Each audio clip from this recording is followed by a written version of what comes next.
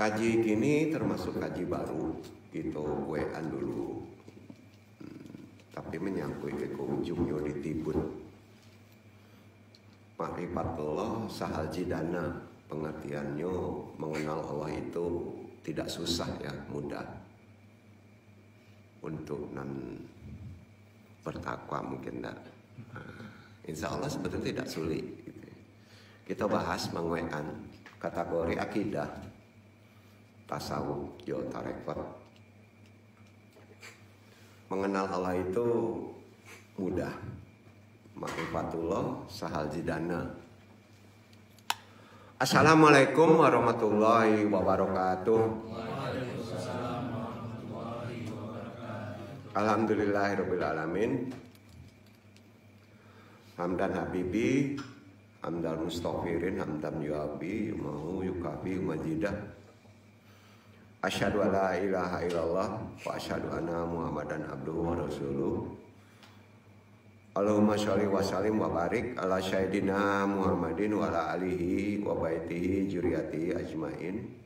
Seperti biasa sebelum kita talim, sama-sama syahadat, salawat, istighfar kepada Allah. Diikuti. Asyhadu alla ilaha illallah wa asyhadu anna Muhammadur Rasulullah. Asyhadu an la ilaha illallah wa asyhadu anna Muhammadar Rasulullah. Allahumma sholli ala sayyidina Muhammadin nabi ummi wa ala alihi wa sahbihi wa sallim. Allahumma sholli ala sayyidina Muhammadin nabi ummi wa ala alihi wa sahbihi wa sallim. Astaghfirullah ghafurur rahim. Astaghfirullah ghafurur rahim. Astaghfirullah ghafurur rahim. Astaghfirullah ghafurur rahim. Astaghfirullah ghafurur rahim. Astaghfirullah ghafurur rahim. Ilahi anta maksudi, wariddoka matlubi, atini mahabbataka wa ma'rifataka. Zikir jaharun, jamkan ke hati Allah. La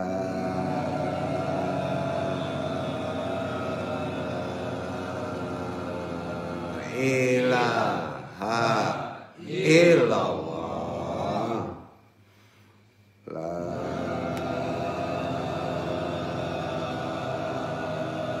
ilaha illallah. La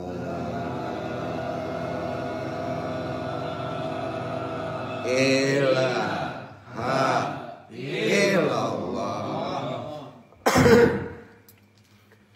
La ilaha illallah Muhammadur Rasulullah.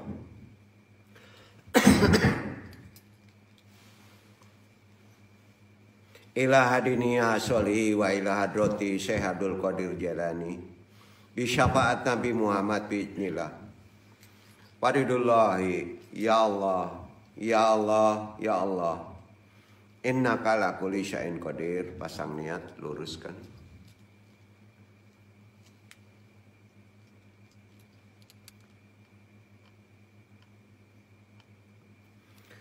Wa khususon abaruhiya Nur Muhammad, khususon ilaruhi Muhammad Nabi Yunaka muslimin mukminin muhsinin, wabil khusus hadiri al-madi Khalifatil Radin, wabil khusus arwahi juriyatihi, wa khususon arwahi muslimin mukminin wa muhsinin.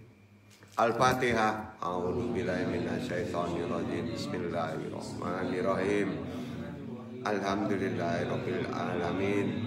Ar-Rahmanir-Rahim. Maliki yaumiddin. Iyyaka na'budu wa iyyaka nasta'in. Ihdinas siratal mustaqim. Siratal ladzina an'amta 'alaihim ghairil maghdubi 'alaihim waladdallin.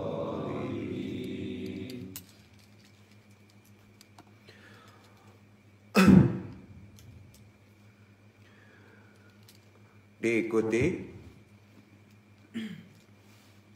Daya daka ala sadrika al qalbu, letakkan tanganmu di dada. Diikuti kalimat ini. Idan mala tuhibbuhu li nafsika. La tatafa'aluhu Dida ihwanikal muslimin Wa mada tuhibu li nafsika Aif'alu hadama ihwanikumul muslimin Aif'alu hadama ihwanika muslimin. Renungkan, maka apa yang kamu tidak suka untuk dirimu jangan kamu lakukan terhadap saudaramu sesama muslim, dan yang kamu suka untuk dirimu lakukanlah sedemikian terhadap saudaramu sesama muslim. Pada doa kita, Subhanaka ilma lana ilama alam tanah innaka antal alimul hakim. Rabbi syari sadri wa yassirli amri wahlul 'uqdatam min lisani yafqahu qawli. Ya Allah, ya Rabb, lapangkanlah untukku dadaku, mudahkanlah untukku urusanku, uraikanlah simpul pengikat lisanku, baik pentaklim maupun yang ditalimi, agar mereka bisa memahami ikhtiar perkataanku taklim ini dan Allah meridhoinya. Amin amin ya rabbal alamin. Puji syukur kehadirat Allah Subhanahu wa taala, dengan qudrat iradahnya dan rahmatnya kita masih bisa bertolebul ilmi di tempat ini. Hadirin jemaah iwan akhwat jemaah rahimakumullah, baik yang mengaji secara talaki langsung juga ikhwan awat yang tidak langsung mengajinya, semuanya rahimakumullah. Hari ini andung coba bahas Ma'rifatullah sahal zidana, yang artinya mengenal Allah itu mudah. Bismillahirrahmanirrahim. Kita sama tahu awaludin ma'rifatullah, artinya semua tahu tuh kan. Awal beragama itu adalah mengenal Allah. Itu sebabnya kenapa saya sebagai pentaklim meyakini bahwa man arafa rabbahu faqad arafa nafsahu, itu benar. Walaupun sering diperdebatkan, yang artinya barang siapa yang mengenal Robnya atau Tuhannya, maka pasti ia akan mengenal dirinya. Jadi ini sering diperdebatkan, tidak sahih atau tidak,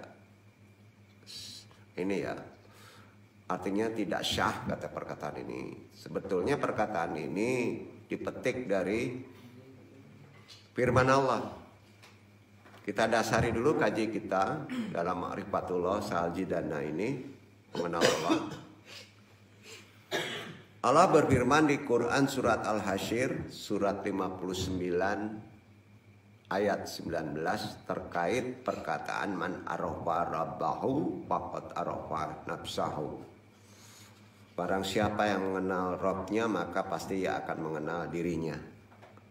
Kadangkala dibalik, siapa yang mengenal dirinya juga mengenal Tuhannya. Jadi sebelum, kalau di awal tadi kan awaludin ma'rifatullah, mengenal agama, mengenal Tuhan, mengenal Allah kan. Jadi ke Allah dulu. Sebetulnya sama saja ya. Karena mengenal Allah itu harus mengenal diri dulu. Jadi tolong dibaca, kita dasari Quran surat Al-Hasyr berdasarkan perkataan tadi, ayat 19 suratnya 59.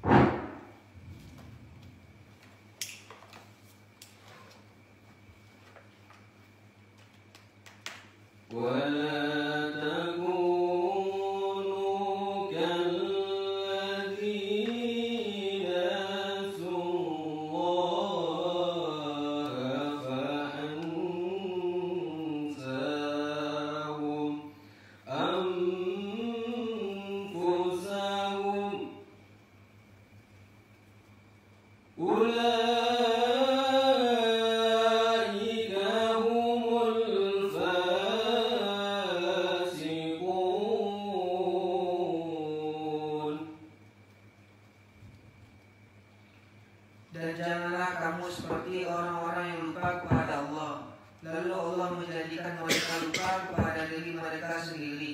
Mereka itulah orang-orang yang fasik. Setuju? Sama kan? Man arafa-arafahu faqad arafa nafsahu.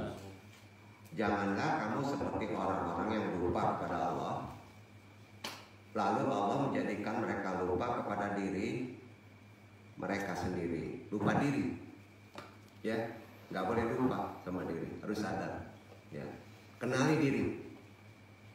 Bahkan ditegaskan sama Allah, orang yang demikian, yang lupa pada diri, pasti lupa kepada Allah, dia fasik, ya. Jadi ternyata kata-kata ulama-ulama sufi dulu itu petikannya dari Quran. Ya. Untuk apa diperdebatkan? Ya. Kaji sekarang membereskan akal kita, ya. Mengenal Allah itu dalam konsep kaji sekarang ini lebih mudah. Ya. Semua yakin kan Allah itu ada, ya. Betul kan? Tapi itu dari baru wawasan makrifat kan. Ya. Kita bahas Bismillahirrahmanirrahim. Sebelum Nabi Muhammad SAW menegakkan berbagai syariat Islam di Madinah, sebelumnya menegakkan syariat Islam kan di Madinah. Sebelumnya selama 13 tahun di Mekah, Nabi fokus menancapkan tauhid kan, mengenalkan Allah kan. Lama mana? Lama di Mekah, babak belur di Mekah, ya. Menunjukkan Allah itu ada, itu berat. Meyakini Allah itu ada lebih berat. Merasakan Allah itu ada, parah lagi. Setuju kan? Setuju. Jadi hakul yakin sampai ain yakin itu bukan perkara mudah, ya. Jadi antum sampai gimana kenal dengan Allah itu? Baru katanya kan. Nah ini yang coba kita bahas, karena ini kunci awal. Awaludin makrifat, itulah antum tidak baik beragama sebelum mengenal siapa yang kita sembah kan gitu, ya kan?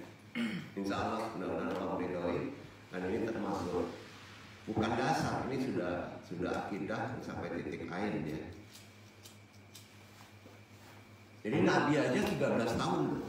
Nabi disiapkan 40 tahun untuk bisa sampai sidik orang percaya. Disiapkan sama Allah tuh Nabi itu 40 tahun untuk bisa menyampaikan Allah itu ada. Kebayang gak tuh? Yang kita ulama-ulama baru kemarin sore menjelaskan perkara Allah ada. Gak semudah itu kan? Sebetulnya mengenal Allah itu mudah. Para nabi terdahulu juga sebelum Nabi Muhammad menerangkan Allah itu bisa dikenali lewat makhluknya. Ada. Jangan jauh-jauh. Kalau ada makhluk berarti ada yang buatnya kan? Itu logika. Ya kan? Nggak mungkin lah kita gedek sendiri kan? Nggak ya? Pasti ada yang buatnya kan? Akan tetapi yang namanya pengganggu nih ya, asyaiton, waswas setan, sifat setan, terus menggoda kita, merayu supaya manusia membicarakan apa? Kalau Allah sendiri itu dari apa? Itu aja di kepala kita. Allah sendiri dari apa? Di mana? Sedang apa Allah sekarang? Itu hati-hati, itu setan. Itu mainan logika orang pintar kan? Nah yang gawat kalau ada yang ngomongin Allah sedang ngapain sih? Nah itu udah cucunya bisa. Itu udah sesasaran terbentuk tentang syirik. Hati-hati. Jadi kalau itu masih dalam hati, segera istighfar. Itu rambu-rambunya. Ya, segera istighfar. Karena nggak boleh itu. Suruh adab. Poinnya dasar yang saya dapat ya. Itu akidah kita. Jangan sampai kita mengikuti apa kata pikiran. Pikiran itu sering dimasuki susupi was-was wasbisu bisyunu rinas setan itu ya pikiran kita. Allah sendiri itu dari apa, di mana, sedang apa Allah sekarang? Tuh.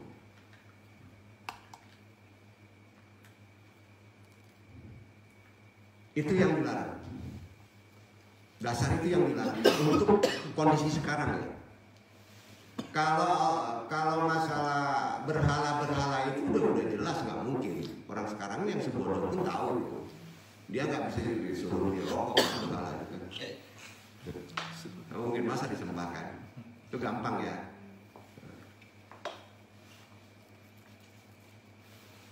Kenapa nggak boleh itu?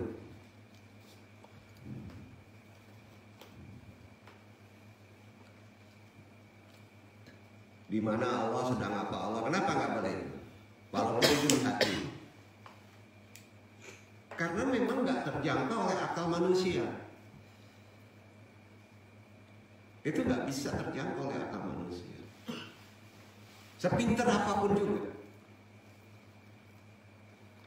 Allah itu kan menciptakan kita diberi batasan. Khusus untuk mengetahui segala tentang Tuhannya, ya ada batasannya. Jadi ada rambu-rambu. Jadi nasihat ada gini, daripada sibuk mencari tahu tentang sesuatu semuanya perkara Allah, sebaiknya kita mensyukuri ciptaan dan kuasanya. Itu udah keren. Syukur kita hari ini jadi manusia. Kalau antum dijadiin cacing gimana? Jadi nyamuk umurnya pendek. Iya kan? Nah itu yang sering lupa syukur. Lebih mulia lagi kita bisa bersyukur kalau kita masih muslim.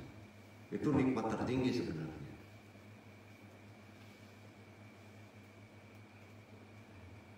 Manusia diberi akal, diberi pikiran, semuanya gunanya untuk melakukan penelitian, betul. Baik orang pintar maupun orang tidak pintar, Allah menyediakan perangkat untuk semua makhluknya.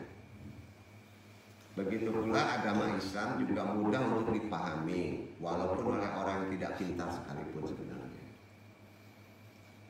Orang dewasa yang pintar sama saja dengan anak kecil. Sama. Sebab dalam filosofi kebenaran, paham ya? Filosofi kebenaran. Jadi kebenaran diletakkan di pikiran. Ya. Ada pepatah begini bunyinya, kebenaran lebih jelas daripada matahari di siang hari. Itu filosofi kebenaran. Jadi kebenaran lebih jelas daripada matahari di siang hari. Sehingga dengan mudah mensifati Allah sebagai zat yang begitu jelas. Alam raya ini kan mewujud, terlihat, terasa ke kita kan. Betul kan? Alam raya ini namanya mewujud. Mewujud itu artinya ada alam raya kan, terasa oleh kita ada kan, ya. Di mana-mana ada tuh alam raya. sesuatu yang ada itu, kalau kita intelektual kita bagus, sesuatu yang ada pasti ada apa nih? Sesuatu yang ada pasti ada penciptanya. Logika. Setuju nggak?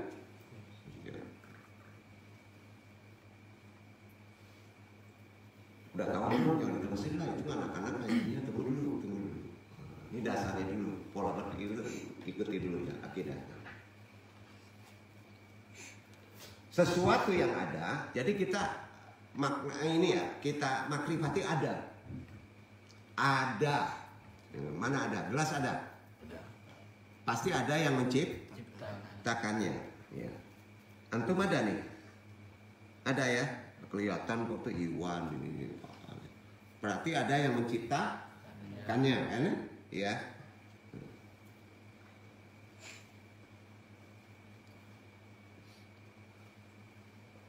Itu maujud artinya.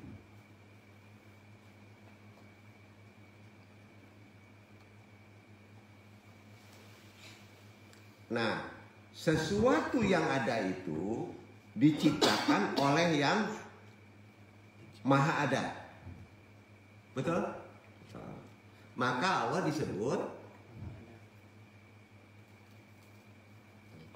apa? Maha Johir dan Maha Batin. Bingung nggak otak kita? Bingung kan? Nah, alam raya terlanjur maujud. Maka Allah, dalilnya Allah pasti maha wujud. Setuju? Setuju ya? Nggak mungkin lah kalau nggak mungkin ya. Kita alihkan dulu ke orang yang membangkang dari perkara ada dan wujud ini. Fir'aun merasa dirinya Tuhan. Padahal dia mati jadi tontonan loh. Betul kan? Orang yang merasa dirinya Tuhan matinya jadi tontonan. Sampai sepanjang zaman Fir'aun jadi tontonan nggak mati. Ketika debat dengan Nabi Musa, ditanya oleh Fir'aun, di mana Tuhanmu, wahai Musa? Musa menjawab, Tuhanku adalah Tuhan pemilik bumi dan langit dan isinya. Fir'aun itu masih ngeles, bahasa sekarang itu. Masih ngedebat. Aku setiap keliling dunia semua orang menyembahku, kata Firaun. Itu bukti. Lalu Firaun meminta bawahannya mendirikan piramid. Tahu nggak makna piramid itu? Gunanya untuk apa? Agar Firaun bisa melihat Tuhan Nabi Musa. Mata seperti itu untuk Firaun. Freemason begitu, matanya satu di atas. Ada filmnya itu. Tajam kubus, ya. Jadi logika Firaun begini, dia buat piramid itu supaya bisa ngelihat Tuhan Musa. Ya. Nabi Musa bingung. Kenapa bingung? Kalau dia tidak bisa melihat Tuhan, bingung saya nih. Nggak ada bukti kan gitu? Iya kan? Kan Allah nggak bisa terlihat oleh mata ini kan? Nah itu sudah ada di Quran. Begitu terbatasnya.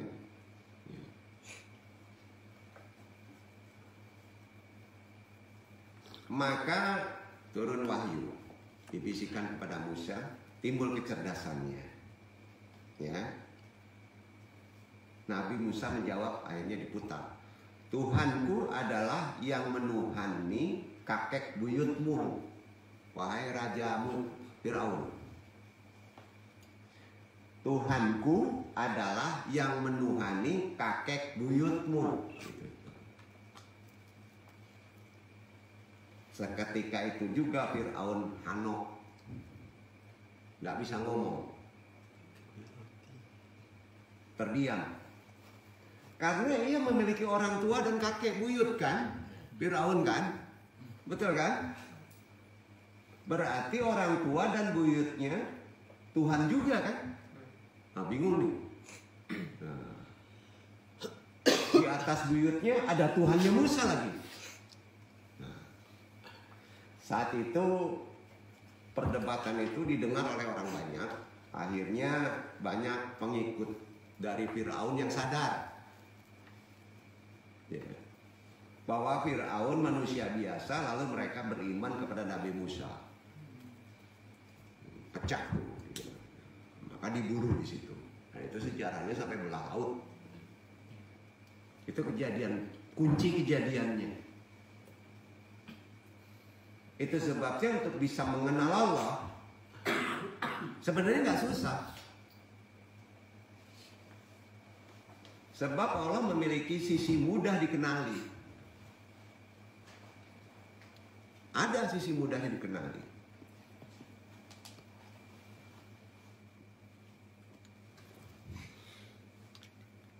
Terutama dari cabang ilmu yang antum tekuni. Nahu mengenal Allah dengan ilmu nahunya. Filsafat mengenal Allah dengan ilmu filsafatnya. Falak mengenal Allah dengan ilmu falaknya.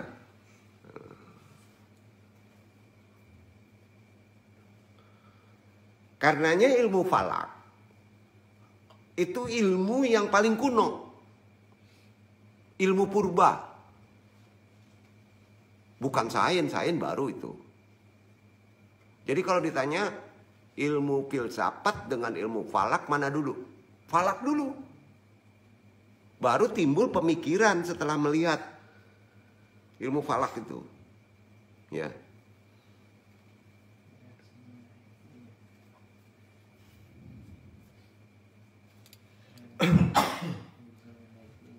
Jadi ilmu kuno itu, ilmu falak, telah ada sebelum adanya teknologi. Ya. Nah. Karenanya sejak dulu ilmu sains berada di atas teknologi. Setuju nggak? Mulai pusing nggak nih? Nggak ya?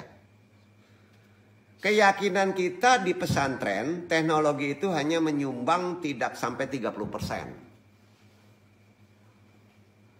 Jadi orang bisa menemukan pesawat misalnya itu karena kira-kira apa tuh? Ilmu falak tuh dulu. Nemukan pesawat nih, kira-kira apa tuh? Dasarnya melempar batu. Itu pinternya ulama-ulama dulu. Melempar batu, dilempar batu ke atas. Kalau masih ada tekanan berarti tidak akan jatuh. Benar nggak? Batu kan dilempar masih ada tekanan tuh, terus naik kan? Berarti nggak akan selama masih ada tekanan. Padahal batu nggak ada mesinnya kan? Ada mesinnya nggak?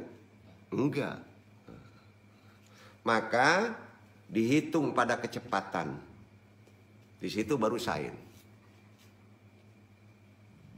Berapa sesuatu itu tidak jatuh kecepatannya, tekanannya. Nah, kan gampang aja tuh. Ya. Maka dari sains dulu, lalu dihitung. Sains dulu, dihitung berapa kecepatan biar tidak jatuh. Maka timbul ilmu matematik. Paham nggak tuh? Mau jadi teknologi nggak? Belajar dulu falak. Belajar dulu ilmu falak.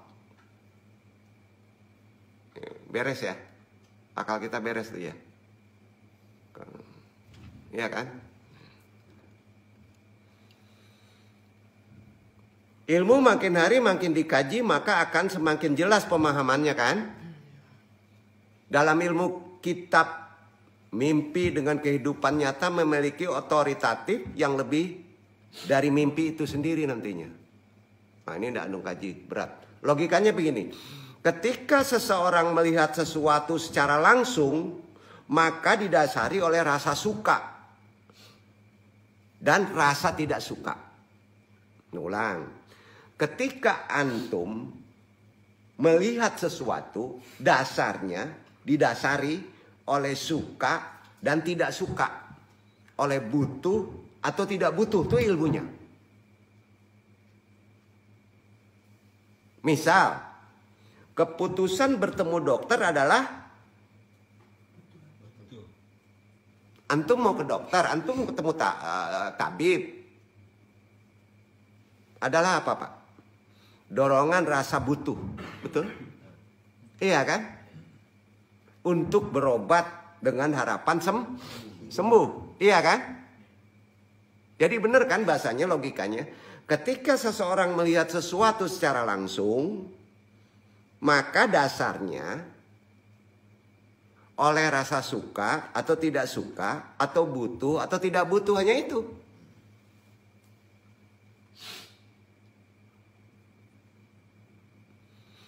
Karena kepentingan, maka melihat itu tidak pernah jujur. Itu poinnya. Antum melihat sesuatu karena terkait kepentingan butuh dan tidak butuh, maka melihat itu dianggap tidak jujur.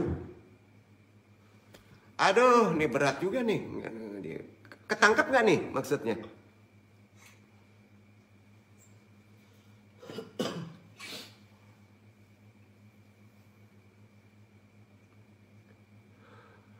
Kepentingan maka melihat itu tidak pernah jujur, gitu aja. Itu sebabnya kebodohan manusia sebenarnya terletak dalam penglihatan. Sepakat gak? Ini udah kaji filsafat ya. Tapi mendekati tuntunan Quran, korelasinya. Ya. Jadi kebodohan manusia itu sebenarnya terletak dalam penglihatan. Setuju? Maka kalau antum ingin mencari bukti Allah dengan penglihatan, dengan pikiran, itu antum bodoh. Sepakat? Karena itu nggak mungkin terlihat, nggak mungkin terpikirkan. Ada disiplin ilmu lain.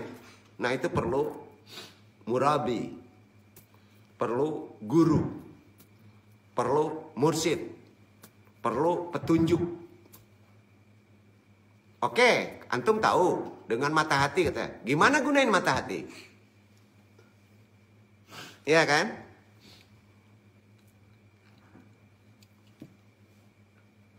Jadi sepakat gak nih kebodohan manusia itu sebenarnya terletak dari penglihatan? Itu bahasa Quran loh. Jadi manusia itu hakikatnya tidur. Antum ini tidur hakikatnya. Baru setelah meninggal bangun. Ah, lebih berat lagi tuh makna tadi. Kira-kira gitu. Karenanya ada tanda orang yang dekat dan mengenal Allah. Ada tanda. Apabila tanda ini sudah ada pada diri antum, maka kita termasuk orang yang beruntung. Kita sudah mengenal Allah. Nah itu beratnya. Oleh karenanya termasuk orang yang beruntung. Adapun salah satu tanda bahwa dekat atau sudah mengenal Allah adalah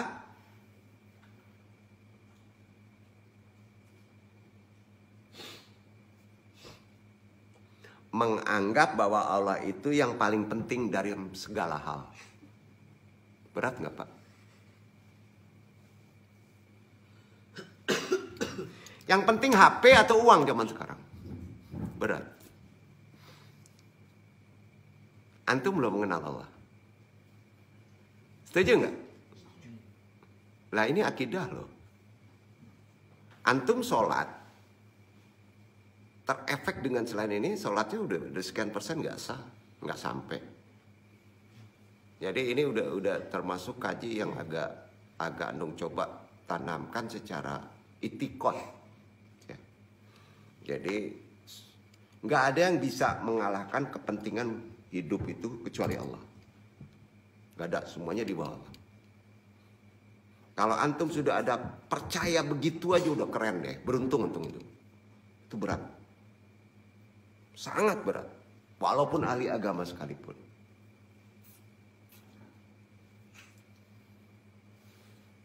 Jadi orang yang tanda dekat dengan Allah itu adalah menganggap bahwa Allah itu yang paling penting di atas segalanya. Jika tanda-tanda ini sudah melekat dalam diri antum, niscaya kita akan selalu hidupnya bertakwa, bahasa Qur'annya hanya kepada Allah. Jadi tanda-tanda orang yang mengenal Allah selalu membayangkan di dunia hanya dengan Allah. Hanya Allah. Yang lain gimana? Atribut. Ya, betul. Udah sampai situ? Andung belajar deh kalau udah sampai situ. Masya Allah. Yang duduk ya belum kok. Belum sampai ke puncak itu. Berat itu. Sangat berat. Tapi Andung mesti menyampaikan kan. Itu puncak tertinggi seorang wali ke situ. Di dunia ini gak ada yang lain. Dia hanya dengan Allah.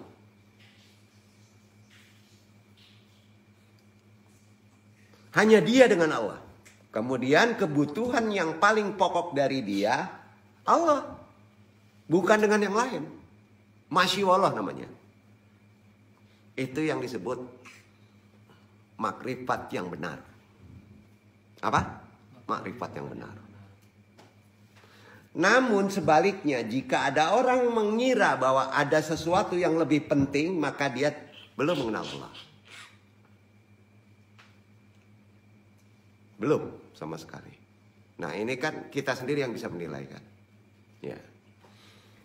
Tapi jika ada orang yang cukup mengira, tak harus yakin bahwa ada sesuatu yang penting selain Allah yang lebih dekat dengan dia dan dia bisa menolongnya, maka berarti dia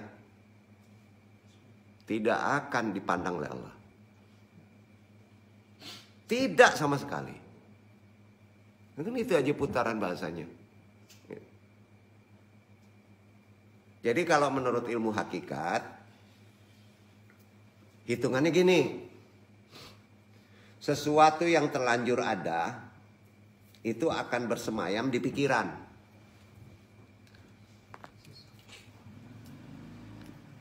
Yang ada itu, diamnya di pikiran.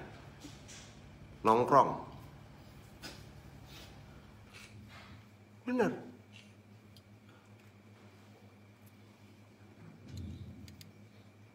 Itu ilmu hakikat.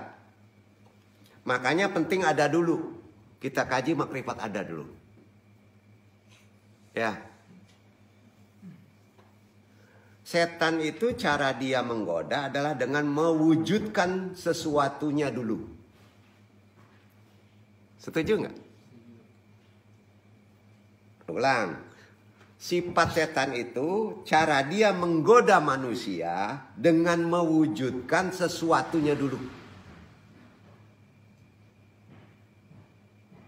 Gitu cara menggelincirkan kita.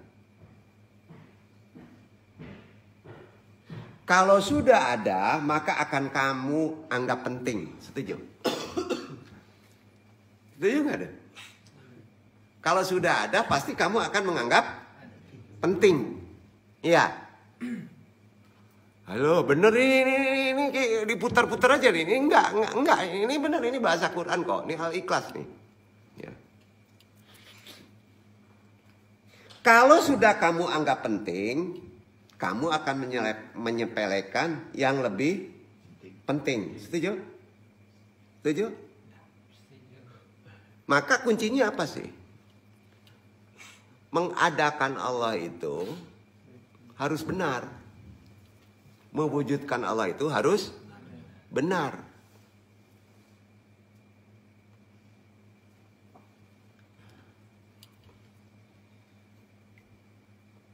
Jadi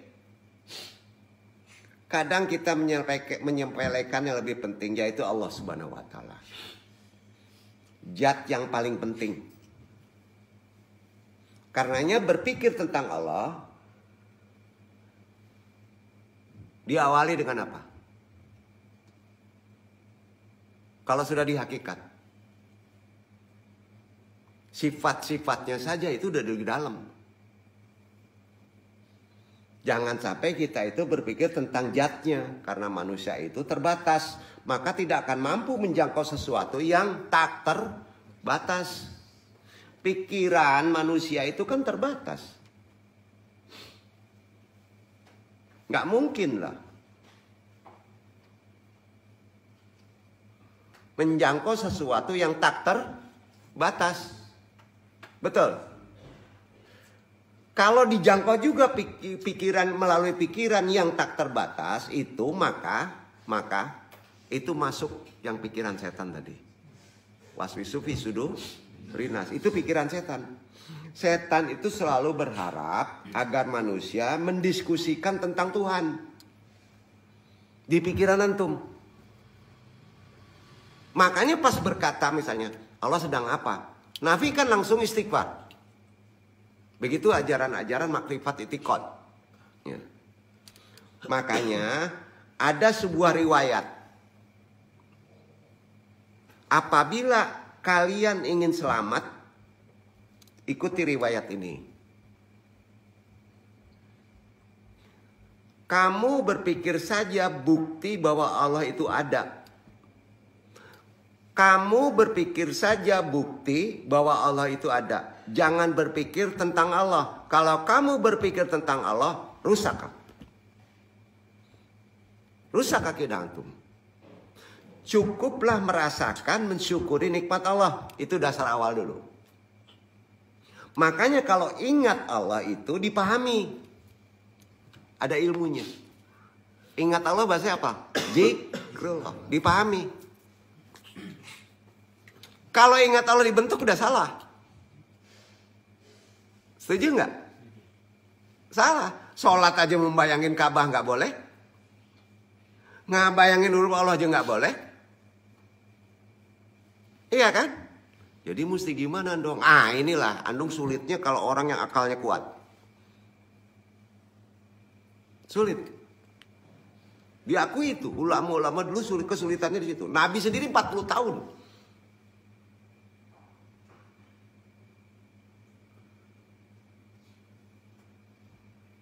Jadi kalau ingin ingat Allah, tolong dipahami dulu. Alhamdulillah dikasih makan, minum, dikasih hidup. Jangan ingat Allah, terus berpikir Allah sedang apa ini. Nah, rusak akidah antum. Ada rambunya kan? Karenanya kalau antum ngeluh dalam hidup, ini sama juga antum mengeluh diciptakan oleh Allah. Antum sering ngeluh nggak dalam hidup? Ini sama juga antum mengeluh diciptakan oleh Allah. Artinya kata Quran, antum sudah melawan Allah.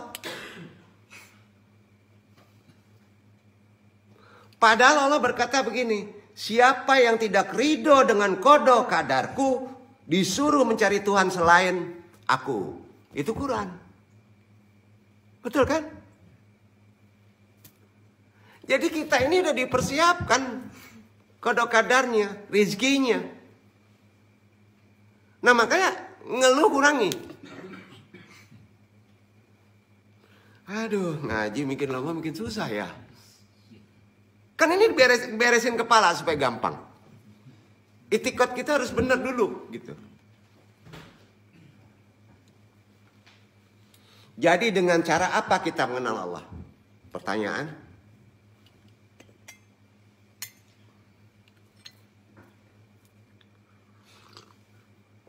Ada yang bisa jawab?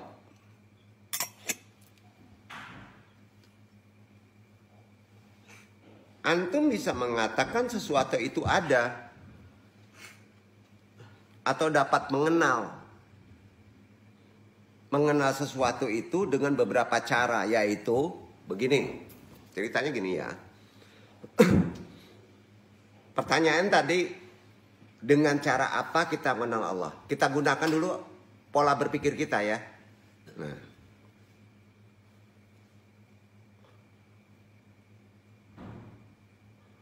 kita bisa mengatakan sesuatu itu ada, atau kita bisa mengenal sesuatu itu dengan beberapa cara. Yaitu ada orang yang percaya bahwa sesuatu itu ada karena dikabarkan. Duduk. Karena dikabarkan. Nah, ini kebanyakan.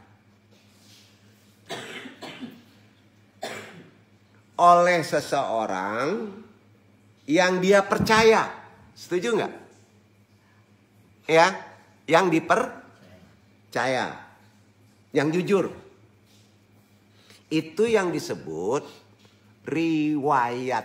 Apa namanya? Nah, itu. Itu makrifat paling dasar.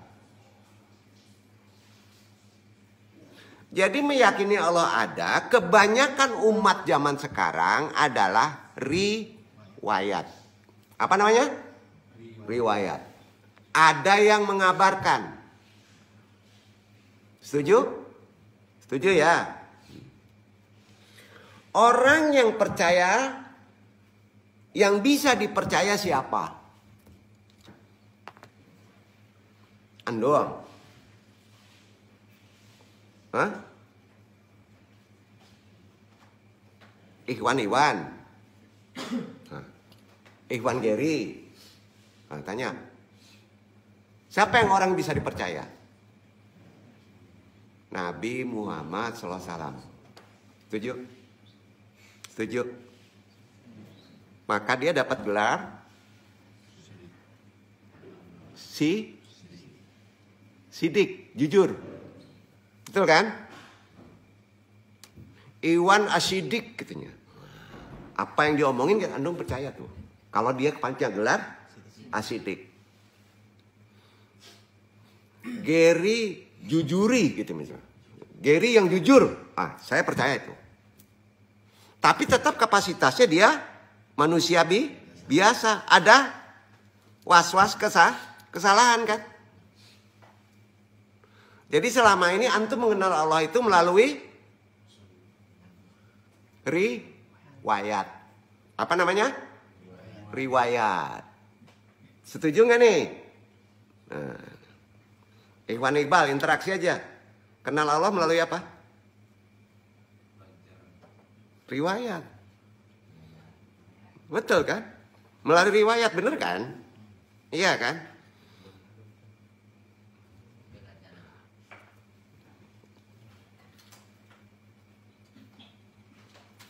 Sebelum Andung dalami lebih dalam lagi, ada pertanyaan nggak? Ini kan duduk nanti paham tuh, paham.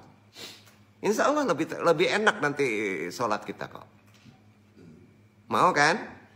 Lebih nyaman, lebih membutuhkan. Itu gunanya thalibul ilmi.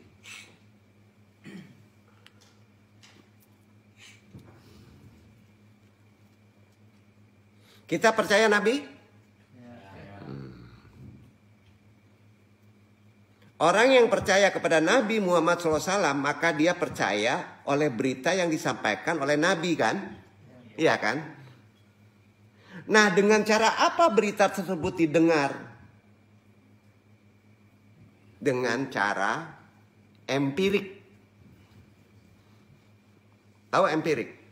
Bukti empiris adalah sesuatu sumber pengetahuan yang diperoleh dari observasi atau percobaan. Itu bukti empiris. Bukti empiris adalah informasi yang membenarkan sesuatu kepercayaan dalam kebenaran atau kebohongan suatu yang diklaim empiris. Itu ilmu epistemologinya.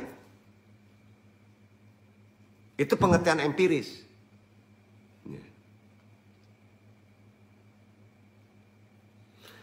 Karena Allah tidak bisa dilihat dengan mata, dan tidak bisa didengar oleh telinga, maka kita perlu ada orang terpercaya yang mengabarkannya. Setuju? Setuju kan? Itu sebabnya Nabi Muhammad SAW 40 tahun disiapkan Allah untuk menjadi orang yang bisa dipercaya oleh umatnya. 40 tahun. Disiapkan oleh Allah.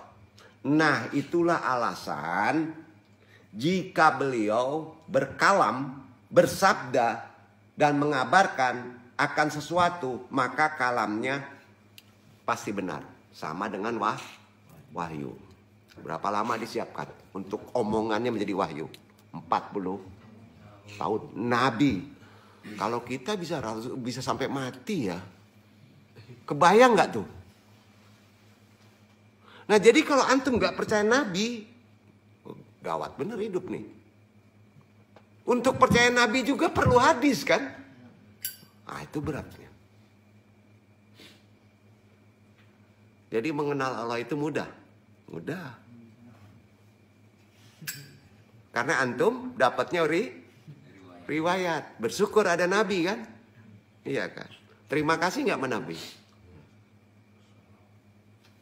Ya udah, doanya selawat aja ke Nabi. Nabi yang lanjutin. Ya. Sombong banget antum ke Allah. Bahaya loh. Ya. Disir aja merasa sedikit Allah nggak ada, antum diuji langsung loh. Benar itu. Kadang-kadang nggak disadari itu. Ingat ujian Allah itu sekian triliun itu udah pedihnya minta ampun kita. Masya Allah. Istighfar. Kalau kita pikiran kita Allah sedang apa aja itu istighfar. Segera istighfar.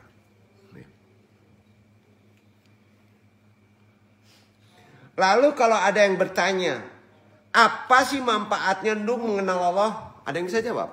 Kita kejar terus. Nah, ini sulit dicatat ini. Karena catatan itu kan mainnya di kepala. Ini kan di itikad. Nah, sekarang kita kan ngaji mengenal Allah nih. Marifatullah. Apa sih manfaatnya untuk antum?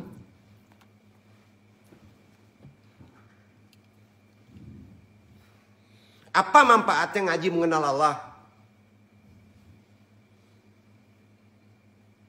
Bahasa syariatnya gini, supaya antum bisa pulang pada Allah. Setuju? Karena banyak yang nyasar pulangnya. Banyak yang nyasar. Ujungnya ke Allah juga. Tapi disasarin dulu, nyasar dia. Mau nyasar?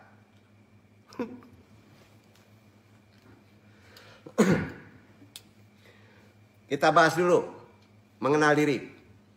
Dalam tubuh kita terdapat 3 unsur besar. Di mana 3 unsur itu terbagi menjadi satu tubuh, disebut jasadi. Mana tubuh? Nih, jasad, ya. Nah, di sini tubuh kita sudah jelas pulangnya kemana? Jasad nih, kemana pulangnya? Tunggul hitam, dunia juga tanah. Yakin? Yakin gak nih? Jasad kita itu pasti pulangnya ke tunggul hitam, tanah juga kan? Iya kan? Ke tanah, pasti itu. Logika kita menerima itu. Ya. Ada 3 unsur loh. Namanya raga. Tubuh kita itu sudah jelas berpulang ke tanah. Karena tubuh ini alasannya terbuat dari tanah, saripati tanah, akan pasti kembali ke tanah. Sedangkan jiwa kita nanti akan bertanggung jawab mulai di alam barzakh. Padang mahsyar, hisab. Itu jiwa kita yang bertanggung jawab, bukan jangek tubuh kita. Setuju?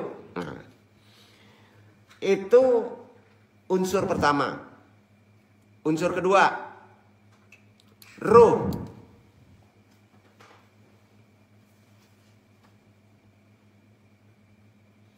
Ruh ya, unsur kedua. Nah, jiwa ini ada karena ada spirit. Tahu spirit? Di jiwa ini ada spirit di dalamnya yang disebut dalam agama ruh. Di jiwa ini ada spirit yang disebut ruh. Duduk. Itu unsur kedua. Sedangkan ruh itu secara Quran kita udah tahu adalah hembusan kasih sayang Allah. Duduk. Betul kan? Nah, yang menjadi kekuatan seluruh tubuh. Betul kan? Hidup. Nah, ruh ini pertanyaannya pulangnya kemana? Kalau jasad pulangnya ke tanah. Ruh ini pulangnya kemana? Pertanyaan kedua nih, sesi kedua. Seharusnya dia pulang ke Allah. Karena dari hembusan Allah. Tanah itu kan dari saripati, maka pulang ke tanah. Kalau ruh dari hembusanku, maka pulangnya kepada Allah. Seharusnya. Setuju? Setuju ya? Apabila orang-orang di dunia mengenal Allah, maka ruh akan bisa pulang kepada Allah. Setuju? Kalau orang itu mengenal Allah, ma'rifatullah. Duduk. Duduk. Itu gunanya kita mengkaji ma'rifatullah. Supaya bisa pulang kepada Allah. Siapa yang pulang? Ruh. Maka ketika antum meninggal, ruhnya akan berpulang kepada Allah. Sebagaimana badannya berpulang kepada tanah. Nah, gampang kan? Nah, yang ketiga. Unsur ketiga. Apa namanya? Nafs. Itu sering dibahasakan jiwa. Unsur pertama tubuh. Unsur kedua ruh. Unsur ketiga nafs atau jiwa.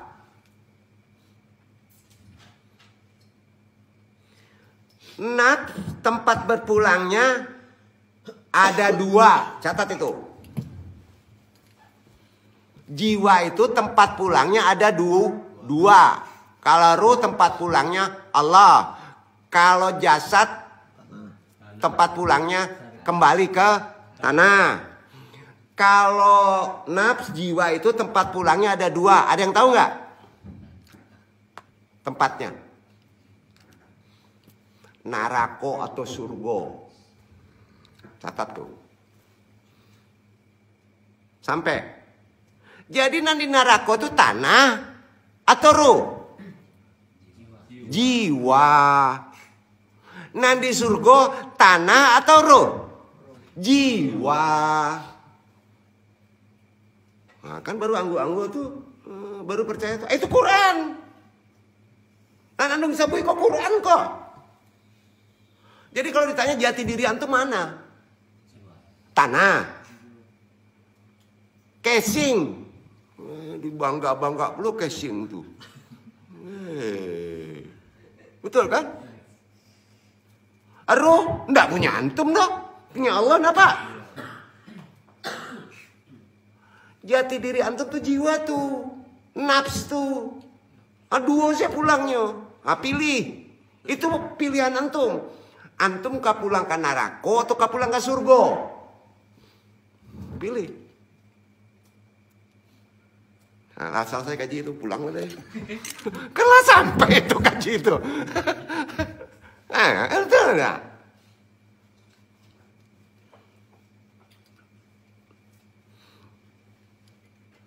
Jadi tempat terpulang jiwa, nafs itu dua ya. Itu pilihan kita. Kalau ndak neraka atau surga. Andung maingean supaya jangan nyesal. Betul kan? Nah, kita sebagai manusia kan punya nama. Betul? Punya. Ada nama. Kalau enggak nama bingung kan, enggak ada KTP. Nah, nama nan ada di antum nama siapa? Nama ruh, nama jiwa, atau nama jasad? Jawab. Nama jasad. Dari siapa? Apa mande ya? Awak.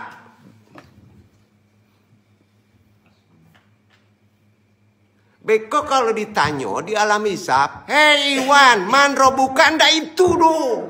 Itulah balik kah? Tanah. Lah sampai.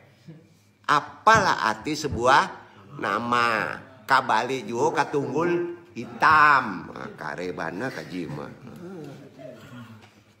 Dipanjang-panjang belum master, profesor, hantu balau. Habis juga katana. Betul kan? Ah itu makanya jangan kuliah. Ngopi lu. Ya. Lah sampai. Rancak kaji macam ikon dah, supaya capek nangkok kan.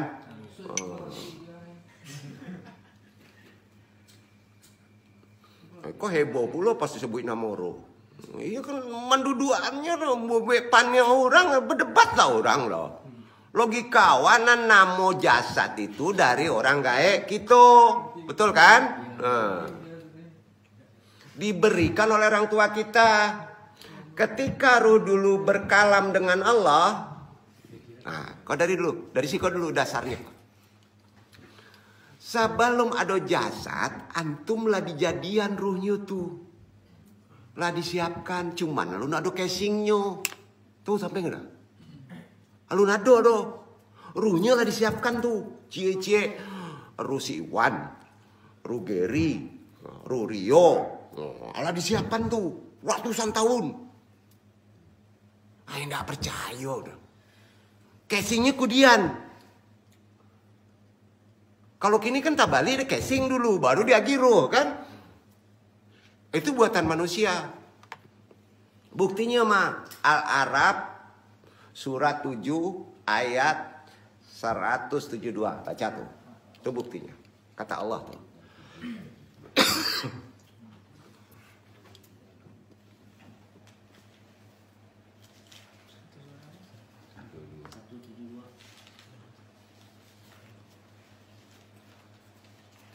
Surat 7 ayat 172. Wa'id akhada.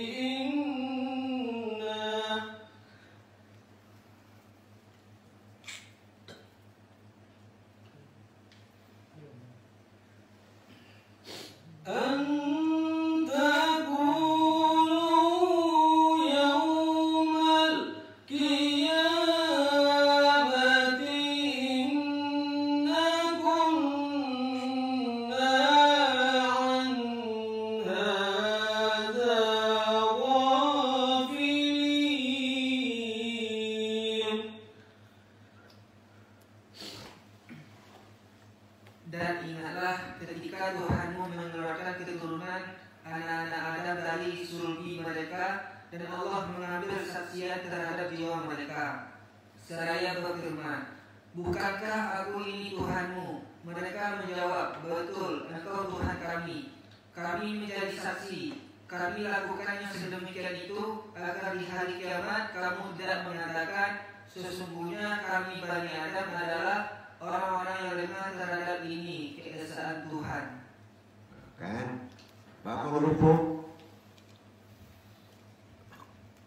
Alastu birabbikum. Bukankah aku Rabbmu? Malu jangan itu masih itu. Luantum. Mereka calon-calon manusia belum ada casing menjawab bala syahidna. Ingin tak?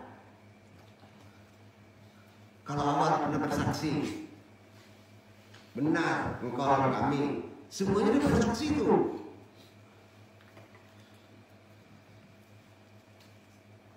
Agar di hari kiamat kamu tidak mengatakan sesungguhnya kami Bani Adam adalah orang-orang yang lengah terhadap ini. Nah, ketika kita meninggal, kita nggak bawa nama dari tubuh ini kan? Iya kan? Andu nggak akan bahas nanti. Berarti antum namanya yang hakikatnya ada. Sampai jangan salahin ulama dong. Ya, berarti nggak sampai orang-orang itu kan. Buktinya ayat ini. Itu dalil ini. Ini saya nggak bisa membahas ke dalil ini mereka. Insya Allah khusus ini, tapi mungkin nggak di-share dulu. Ya. Ada beberapa orang yang sudah diberi. Insya Allah ingat-ingat aja itu. Saya sendiri nggak tahu. Akhirnya lupa sendiri. Tapi jangan sampai lupa. Ingat Allah tapi ingat terus. Agar di hari kiamat nanti tidak mengatakan sesungguhnya kami lemah. Itu maksudnya.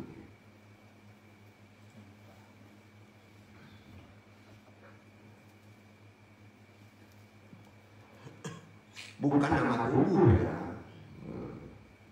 Udah habis nama tubuh. Nah, kalau antum tidak mengenal Allah, tidak mengenal Allah, maka ruhnya tidak bisa berulang kepada Allah, sedang tubuhnya sudah pulang ke tanah. Di mana? Bayangan. Gimana? Ini benar ini. Nah, kalau kita tidak makrifatullah, maka ruhnya tidak bisa pulang kepada Allah, sedang tubuhnya sudah pulang ke tanah. Maka perlu orang itu mengenal Allah dalam hidup. Perlu nggak? Perlu. Itu gunanya makrifatullah. Jadi kalau boleh disebut mengenal Allah itu adalah pulang kampungnya ruh, pulkam. Pulkamnya ruh sama surga, neraka atau Allah? Allah. Surga tertinggi adalah bertemu Allah. Iliyir tertinggi. Tiap hari minta masukan ke surga kecil tuh. Maka ada sufi, biar aku tidak ke surga, aku tidak sanggup ke neraka, yang penting aku ketemu Allah. Betul? Betul? Udah paham maksudnya tuh? Udah.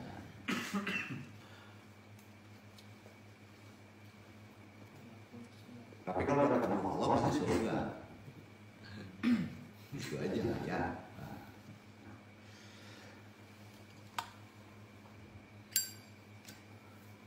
Jadi mengenal Allah itu adalah pulang kampungnya ruh. Mengenal Allah itu sama dengan ruh itu sedang mengenang tentang dia dulu pernah memandang Allah. Maka perlu orang itu mengenal Allah. Jadi dulu di alam ruh kita semua ruh sudah menatap Allah. Tapi setelah dikasih casing, Allah menguji dengan 3 sikap. Dengan 3 sikap. 1, roh itu diperlihatkan dunia. Roh melihat dunia kan? Ya. Apabila dia menoleh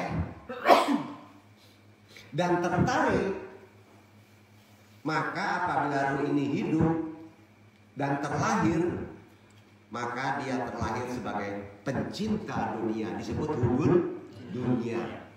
Duduk. Ruhaninya suka dunia. Bahkan sebagai orang kafir. Makanya jangan salahin. Alhamdulillah, antum yang hadir hari ini dalam taklim ini terlahir sebagai muslim. Setuju? Setuju? Setuju. Dan kita bisa mengelola cinta dunia dalam hati antum masing-masing. Kedua, roh itu diperlihatkan surga. Lalu dia menoleh. Maka jika orang ini lahir, dia akan menjadi pemburu surga dan pencinta surga. Mereka nanti akan beramal untuk mencapai surga. Banyak orang amalnya untuk mencapai surga. Banyak. Nah, kebanyakan kita di sini. Muslim kita di sini. Kebanyakan duduknya. Kebanyakan kita sangat senang kalau dengar cerita surga. Setuju? Iya kan? Jangan bohong. Dan itu normal. Normal. Yang ketiga, roh itu tidak menoleh kepada dunia dan tidak juga menoleh surga.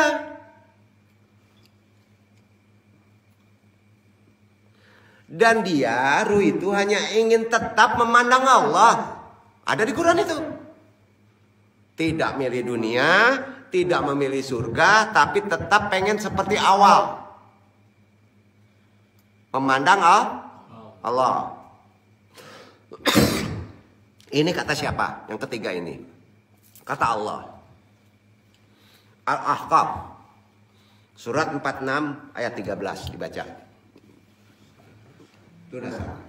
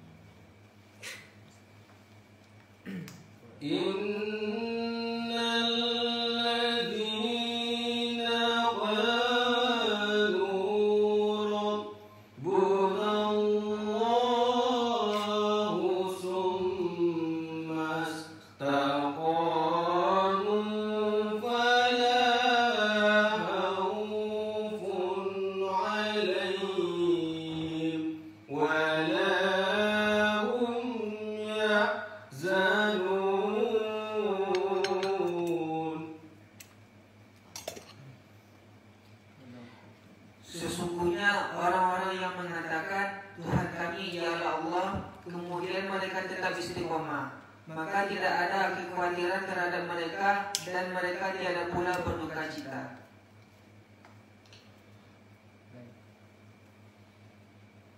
tidak ada rasa hazan, nggak ada. Karena dia istiqomah. Tuhan kami Allah ingin bersama Allah saja. Di situ ada kata surga, ada kata neraka. Istiqomahnya kemana? Allah aja kan? Itu buktinya. Setuju? Jadi itu buktinya. Maka hidup antum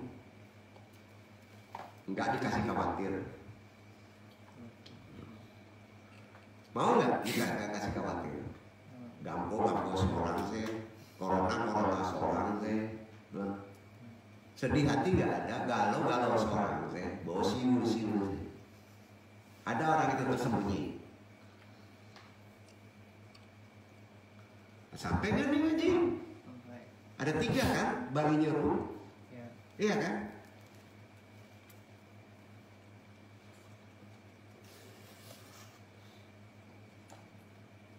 Mereka ini sudah pasti masuk surga.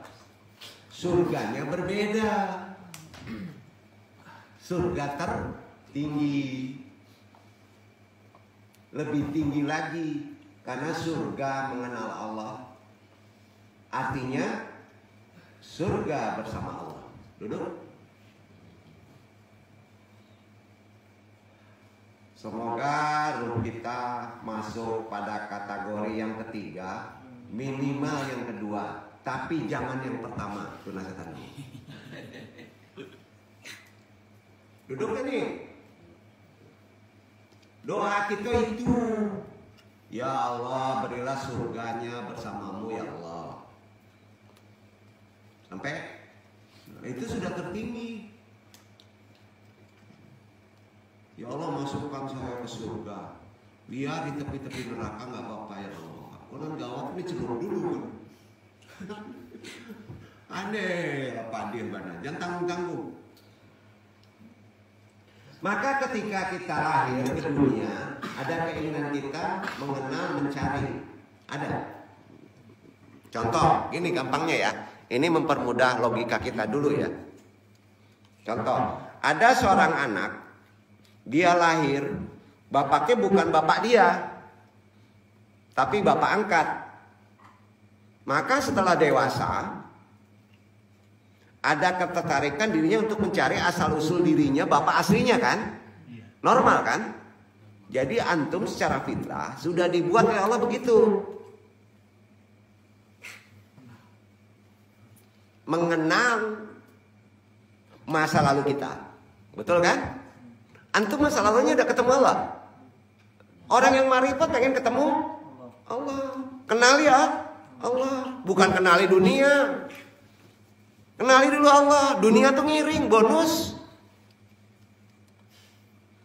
Jadi sudah seharusnya sikap kita kepada keilmuan keagamaan itu seperti gitu juga. Maka Imam Bukhari ketika mendengar satu hadis, beliau ingin mengejarnya, ingin mencari hadis itu.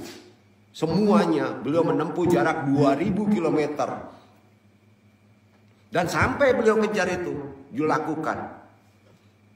Kita sekarang yang hidup di akhir zaman nggak perlu seperti Imam Bukhari, nggak perlu lagi, tidak perlu berjalan dari Uzbekistan ke Makkah, nggak perlu, itu 2000 km untuk mencari Allah. Dari Padang Indonesia ke Mekah, sebetulnya untuk mencari Allah itu syariat. Ya. Bukan nggak boleh, haji boleh kalau mampu kan. Ya. Sebetulnya bagi antum ada di diri antum sendiri. Karena ilmunya sudah menyebar.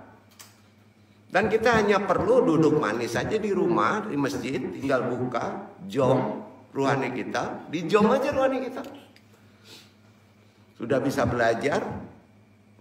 Jadi tidak ada alasan hidup zaman sekarang untuk tidak mengenal Allah. Bodoh bener antum, betul kan? Ikhwan ya rahimakumullah. Ruh itu kan berasal dari hembusan kasih sayang Allah. Nah, ruh inilah kunci untuk mengenal Allah kan. Dan ketika Allah tiupkan ruh ke dalam janin ibu, maka ruh ini mempunyai energi. Mempunyai apa? Energi. Energi baru yang kita sebut jiwa, sukma, perasaan. Itu masuk ke sana semua.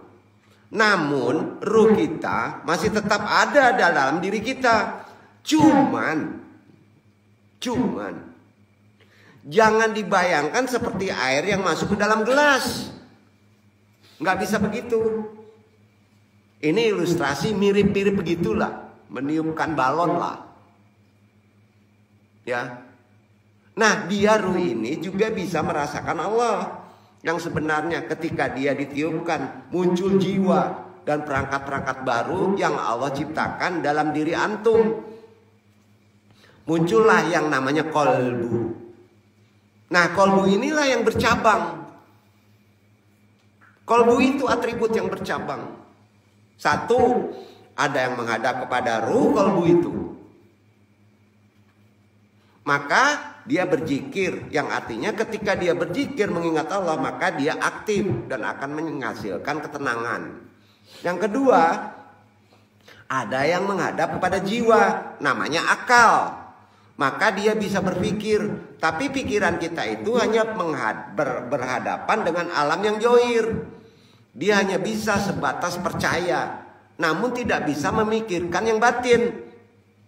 Sampai di sini paham, Iwan? Nanti pelan-pelan kaji.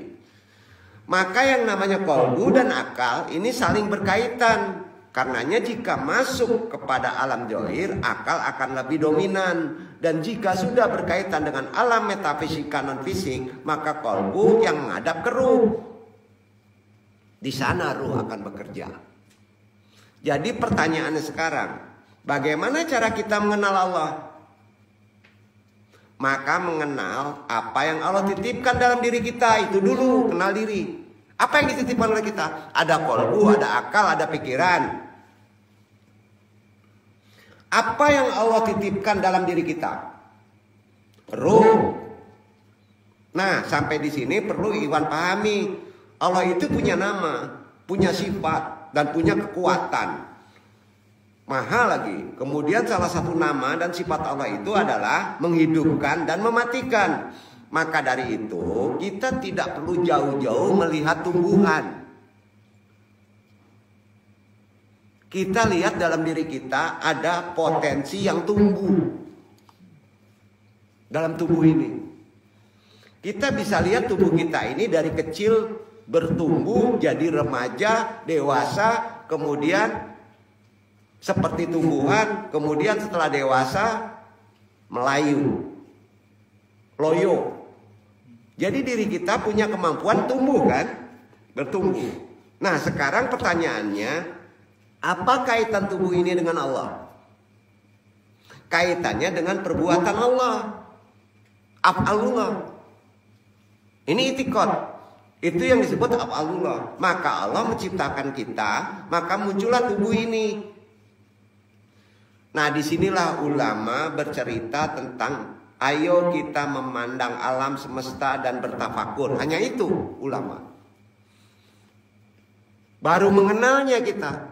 Artinya belum sampai mengenal dan mengenali makrifat secara benarnya. Bisa diistilahkan pengenalan orang ini baru sampai tahap wujud dari perbuatan Allah. Baru sampai af'alullah. Itu sebabnya dalam mengenal Allah ada maqamatullah. Ada derajat maqamatnya, yaitu pertama ma'rifatul af'al.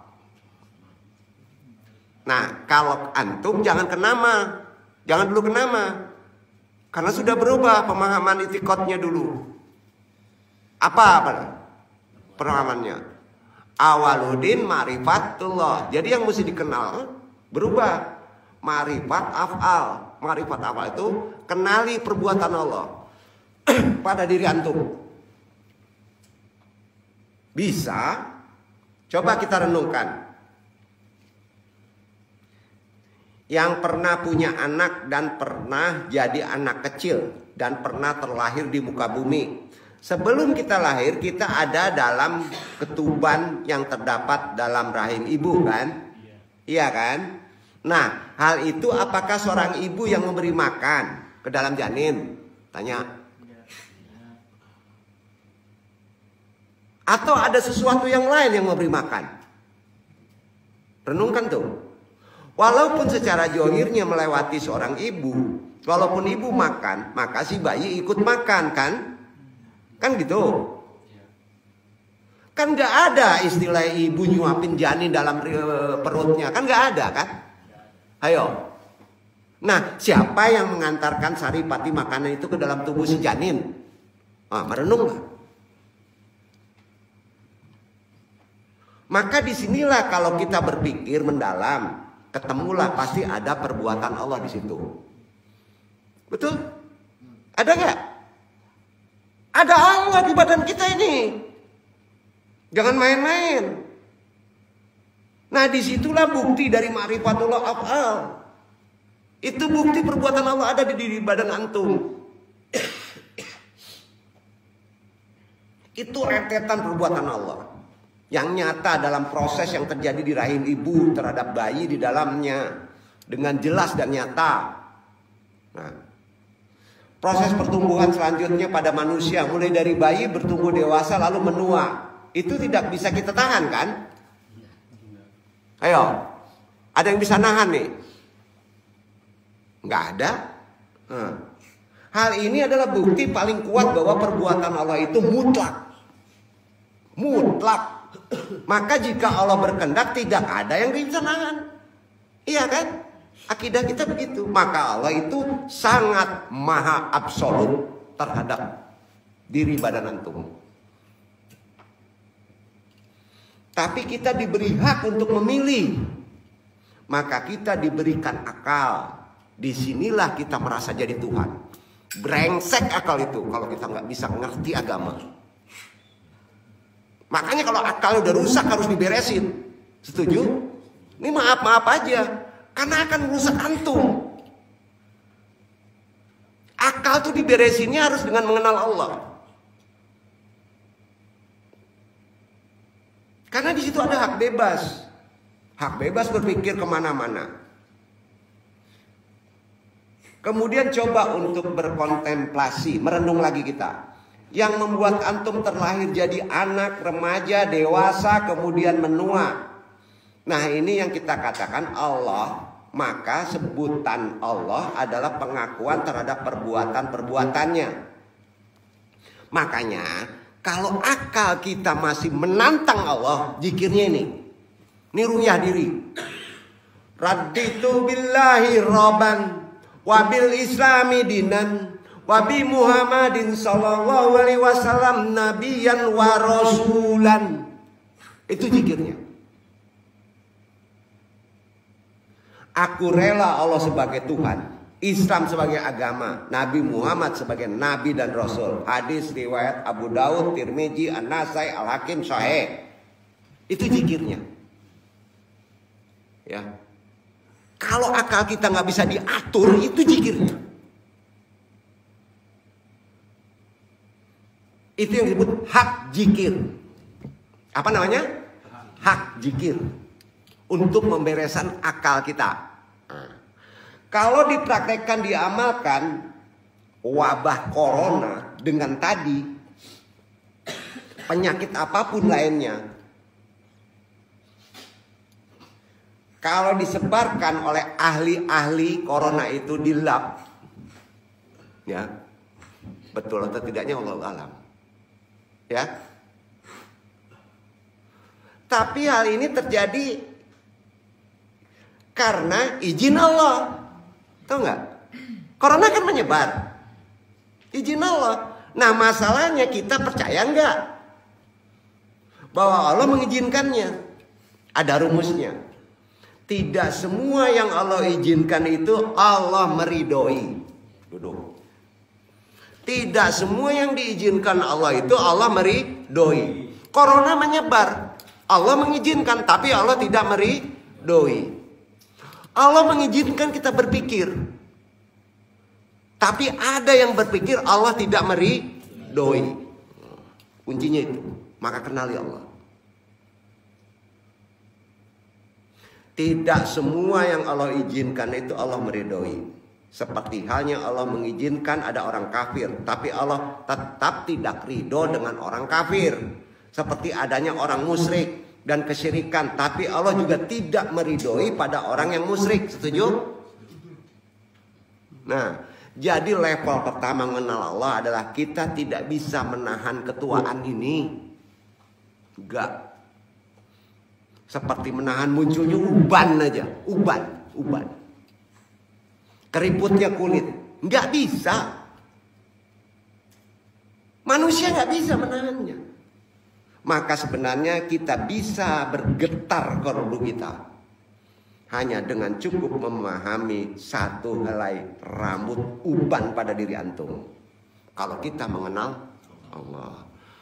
Mudah-mudahan bermanfaat karena ini itikad. Anda harus menyampaikan secara sebenarnya. Semuanya bukan kata andong, tapi kata Allah itu sendiri. Mudah-mudahan Allah menolong kita membereskan semua pemahaman-pemahaman kita, kecerdasan kita dari kesalahan-kesalahan memaknai kepada Allah. Wabillahi taufiq hidayah, mudah-mudahan bermanfaat. Pak Ilu Andong, wassalamualaikum warahmatullahi wabarakatuh.